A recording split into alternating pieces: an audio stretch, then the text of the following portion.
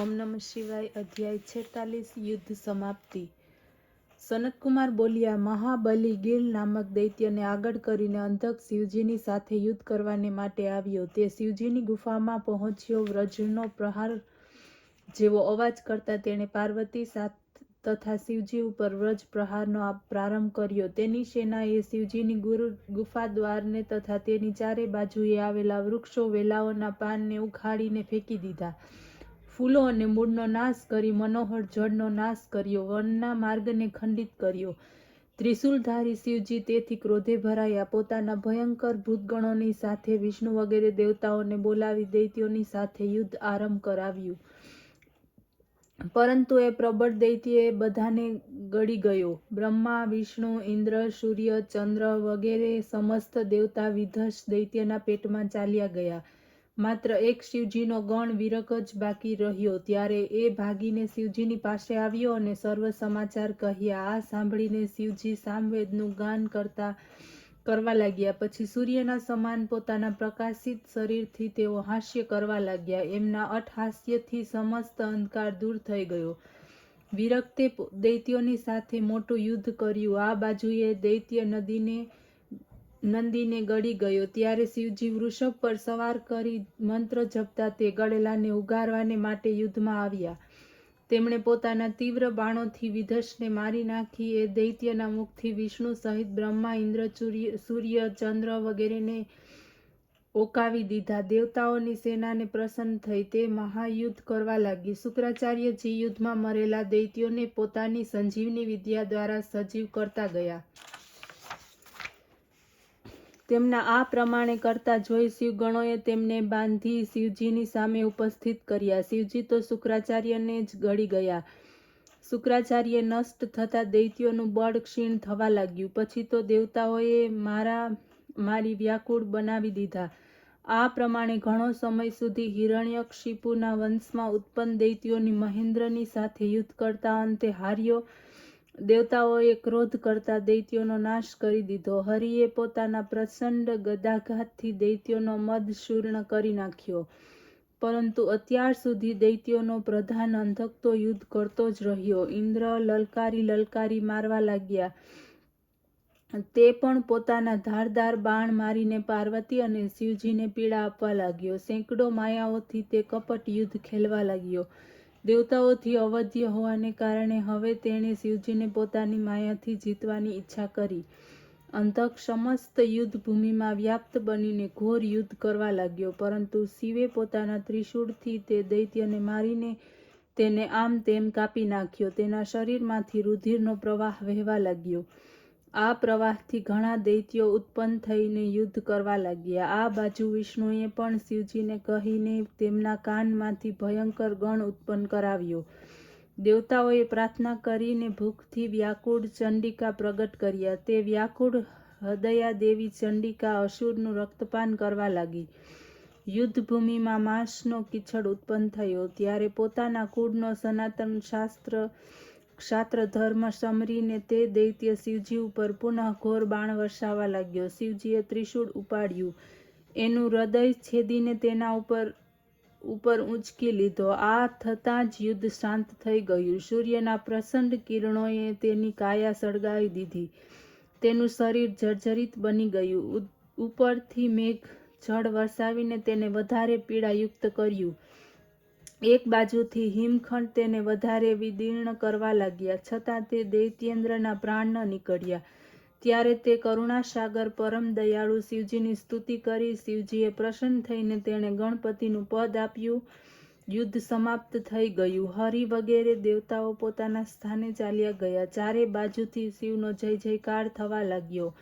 દેવ પૂજિત ભગવાન શંકર પાર્વતીને સાથે લઈને પ્રસન્નતા સાથે પોતાની ગુફામાં ચાલ્યા ગયા. ત્યાં તેમણે પોતાનો અંશ સ્થાપી પરમ પ્રસન્નતાને પ્રાપ્ત કરી. અધ્યાય 47 શિવજી દ્વારા શુક્રાચાર્યનું ગળવું. વ્યાસજી બોલ્યા, હે મુનીશ્વર, આપ મને એ કહો કે શિવજીના ઉદરમાં સ્થિત તે મહાયોગી શુક્રાચાર્ય શું કર્યું? શિવજીએ તેમને ભસ્મ કેમ ન કર્યા? અથવા તે તેમના તેજથી કેમ બચી ગયા? પછી તો શિવના ઉદરમાંથી કેવી રીતે નીકળ્યા? અને તેમણે મૃત્યુને શાંત કરનારી તે પરમ વિદ્યાને કેવી રીતે પ્રાપ્ત કરી? શિવના ત્રિશૂળથી નષ્ટ થવા હોવા છતાં પણ અંધક દૈત્યને ગણના પતિની પદવી કેવી રીતે પ્રાપ્ત કરી? કૃપા કરીને શિવજીની આ બધી કથાઓ મને સંભળાવો. અમિત તેજસ્વી વ્યાસના આ પ્રમાણે પૂછવાથી શિવજીના ચરણોનું સ્મરણ કરતા સનતકુમાર કહેવા લાગ્યા કે હે વ્યાસજી, આ તો શિવજીનો જ પ્રભાવ હતો. એ અત્યંત બળવાન દૈત્યની આગળ દેવતાઓનો વિજય થયો. અન્યથા અંધક કોઈ સાધારણ દૈત્ય ન હતો. જ્યારે તે આ પ્રમાણે શિવજીથી હારવા લાગ્યો ત્યારે ભાગીને તે શુક્રાચાર્યને ચરણે ગયો. પોતાની ગુરુ વંદના દ્વારા તેમને પ્રસન્ન કરી દૈત્યની રક્ષા કરવાને માટે તેમણે બોલાવી લીધા. શુક્રાચાર્યે આવીને વિદેશનું સ્મરણ કર્યું, મરેલા દૈત્ય ઉપર વિદ્યાનો પ્રયોગ કર્યો. એની આવૃત્તિ કરતાં જ દૈત્ય દાનવ અસ્ત્ર શસ્ત્ર લઈને સૂતેલા ઉઠેલા તેમ ઉઠ્યા. દૈત્ય સેનામાં જીવ આવ્યો. તે શિવના નંદી વગેરે ગણો સાથે ભીષણ યુદ્ધ કરવા લાગ્યા. આ જોઈને શિવના ગણો થરથરી ઉઠ્યા અને નંદીને જઈને શુક્રના આગમન અને એમની વિદ્યાનો પ્રયોગ શિવને કહી સંભળાવી પોતાની વ્યાકુળતા પ્રગટ કરી. તે સાંભળીને શિવ હસવા લાગ્યા અને નંદીને કહ્યું કે ગભરાશો નહીં, મારી આજ્ઞા છે, તમે હમણાં જ જઈને શુક્રાચાર્યને મારી પાસે પકડી લાવો.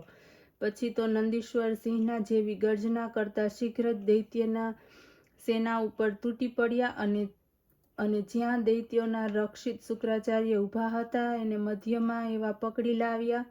જેમ સિંહ શાવક હાથીને પકડે તેમ વસ્ત્રો અને આભૂષણોથી રહિત શુક્રાચાર્ય નંદી પાસે છોડાવવાનો ઘણો જ પ્રયત્ન કર્યો, પરંતુ તે છોડાવી ન શક્યા. ગણેશ્વર નંદી પોતાના મુખની અગ્નિથી દૈત્યોના સેંકડો શાસ્ત્રોને સળગાવી મૂકી શત્રુ પક્ષને વ્યાકુળ કરવા લાગ્યા. તેઓ શિવની પાસે આવ્યા. શિવજીએ ઉચ્ચ સ્વરથી હાહાકાર કરતા શુક્રને પોતાના મોઢામાં ફળની જેમ મૂકી દીધા.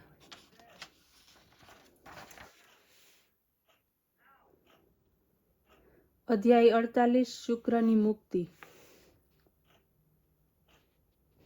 વ્યાસજીએ પૂછ્યું કે શિવજી દ્વારા શુક્રાચાર્યને ગળી જવાથી શું થયું? અંધકના મહાવીર દૈત્યોએ શું કર્યું? ત્યારે સનતકુમાર બોલ્યા, શિવના ઉદરમાં સ્થિત શુક્રાચાર્ય બહાર નીકળવાનો ઘણો પ્રયત્ન કરવા લાગ્યા. તેમણે બહાર નીકળવાને માટે શિવના શરીરમાં છિદ્રોની ઘણી ખોળ કરી, પરંતુ સેંકડો વર્ષો સુધી 7 લોક અને પાતાલમાં શોધવા છતાં પણ એનામાં આ પ્રકારની કોઈ છિદ્રો એને ન મળ્યા. જે રીતે ખલ પુરુષ પુણ્યાત્મામાં દોષ જોઈ શકતો નથી, ત્યારે શુક્ર શિવના આપેલા પૂર્વ મંત્રને જપતા શિવના વીર્ય રૂપે એમના ઉદર પંજરમાંથી નીકળી લિંગ માર્ગથી બહાર આવ્યા. શિવને પ્રણામ કર્યા. પાર્વતીએ પુત્ર માની વિઘ્ન રહિત કર્યા.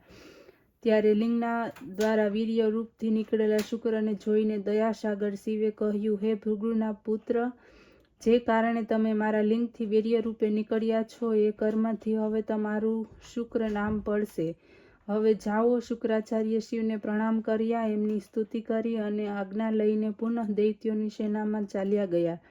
આ તો શુક્રનું શિવના ઉદરથી નીકળવાનું વૃત્તાંત છે. હવે એ મંત્રને સાંભળો જેનો શુક્રાચાર્ય શિવના ઉદરમાં કર્યો હતો. અધ્યાય 49 અંધકનો ગાણપત્ય વૃત્તાંત.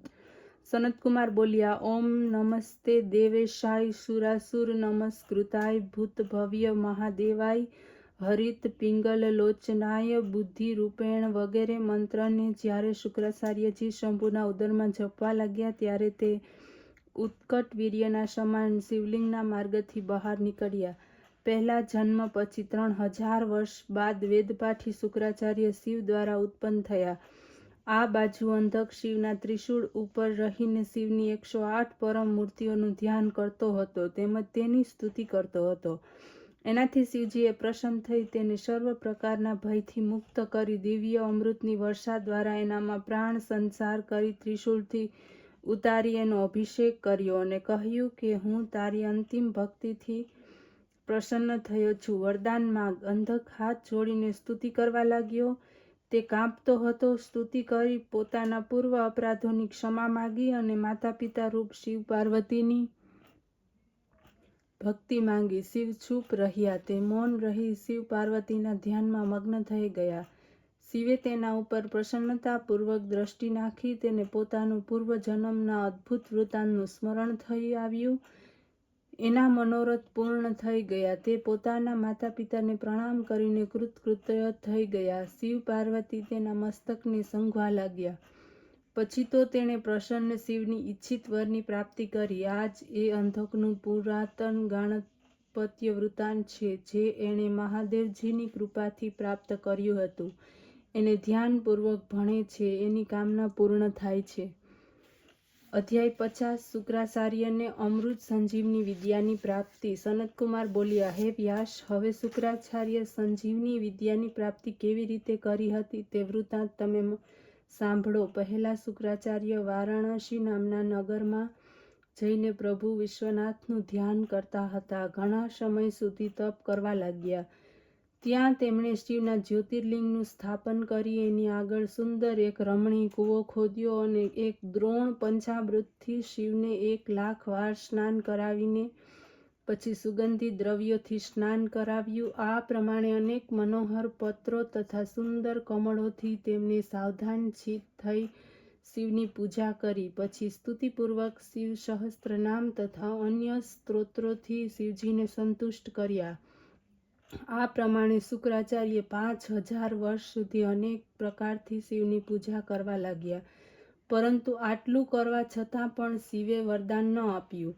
ત્યારે શુક્રાચાર્ય અત્યંત કઠિન બીજા નિયમો ગ્રહણ કરી લીધા અને ભાવનારૂપી જળથી અત્યંત ચંચળ ચિત્તને શુદ્ધ કરવા લાગ્યા. આ પ્રમાણે ચિત્તને શુદ્ધ કરી તેમણે શિવાર્પણ કર્યું અને હજારો વર્ષો સુધી કળ અને ધૂમ્રપાન કરવા લાગ્યા. ત્યારે શિવજી ત્યાં પ્રગટ થયા અને શુક્રાચાર્યને કહેવા લાગ્યા, હે તપોનિધિ ભૃગુના પુત્ર, હું તમારા આ તપથી ઘણો જ પ્રસન્ન થયો છું. તમારી જે ઈચ્છા હોય તે વરદાન માગો. શુક્રાચાર્ય પરમ પુલકિત બની શિવજીને પ્રણામ કર્યા અને મસ્તક ઝુકાવીને હાથ જોડીને જય જય ઉચ્ચારણ કરતા શિવની શ્રેષ્ઠ સ્તુતિ કરી. આ દીર્ઘ શ્રેષ્ઠ સ્તુતિ અહીં કેવી રીતે વર્ણવી શકાય, પરંતુ તે શિવાષ્ટક છે અને તે ઘણું જ સુંદર છે.